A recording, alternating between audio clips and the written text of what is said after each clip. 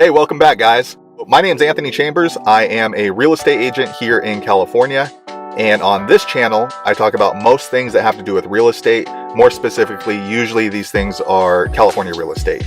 And today what we're going to talk about is, can you sell a home that has unpermitted additions or unpermitted work on the property? So let's go ahead and get started. So can you sell a home that has unpermitted additions or remodels or unpermitted building structures on the property? That's a question I get really often here, especially in California. So let's talk a little bit about what is an unpermitted addition.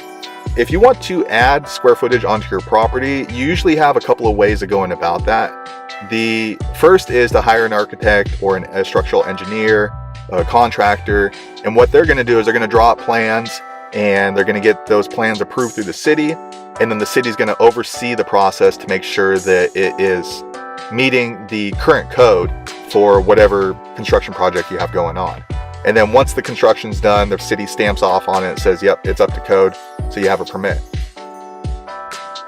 The second option is a much cheaper option, so you can just hire a handyman or even a contractor, and they do not apply for the permits, and sometimes those building structures are not up to current code.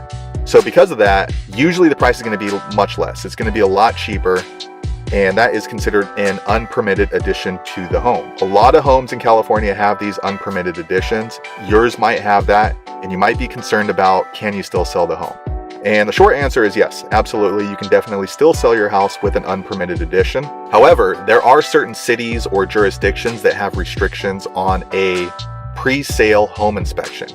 So what's going to happen is the city's going to send an inspector to your house to view the home to make sure the entire structure is up to building code.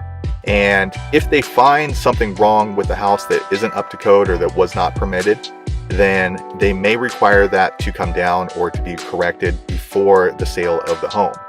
And if there's not enough time to take care of that correction before close of escrow, sometimes you could transfer that responsibility over to the buyer. Talk to your real estate agent about that to see if you're going to need that pre-sale inspection. If you happen to be selling your home in a market that does not require a pre-sale inspection, but you have unpermitted additions, usually you're going to still want to let the buyer know that that issue exists, because that can impact the value of the home and the marketability of that home for that future buyer. And if you don't disclose that and it doesn't come up on any reports, the last thing you want to do is sit in court 5 years down the line because you didn't disclose that the back patio is unpermitted. So again, be sure to talk to your real estate agent about that one, but usually you're going to want to disclose that and let the buyers know. You may have purchased your home with the unpermitted addition, and that's okay. You can still go through the same process and sell it, and you may not have had to have that pre-sale inspection, but city and local jurisdiction rules change all the time. So just because this year you don't have to have a pre-sale inspection doesn't mean the city is not going to change the rules next year and require that pre-sale inspection.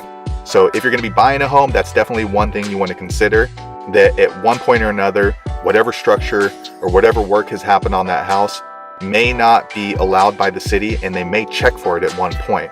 And that's going to be something you might have to deal with. So be sure to think about that 10 years down the line. Are you going to be okay taking down that structure or paying a licensed contractor and going through the permit process to make sure that it's up to code? But that's going to vary case by case. For all I know, you could be buying the house and tearing it down, and then the permitting issue doesn't really matter. So again, talk to your real estate agent about that one. And do you have any experience buying a home that has unpermitted additions? Be sure to leave me a comment below. I'm kind of curious to hear about it. I've seen a lot of different situations, but I definitely haven't seen them all.